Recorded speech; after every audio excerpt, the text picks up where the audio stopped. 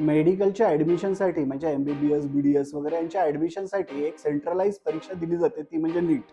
पण यावर्षी या नीटच्या परीक्षेमध्ये काहीतरी घोळ झालेला आहे असं ऐकायला मिळतंय.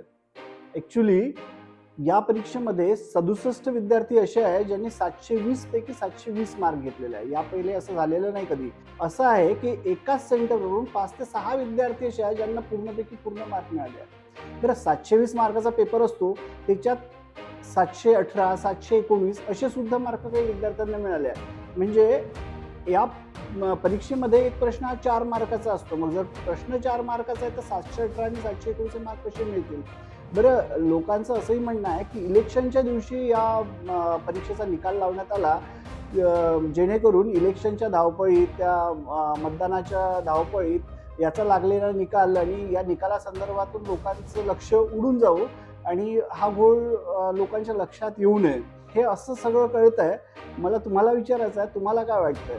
आता बनणारे डॉक्टर्स हे योग्य पद्धतीने बनत आहेत की काहीतरी घोळ होणार आहे? जय महाराष्ट्र.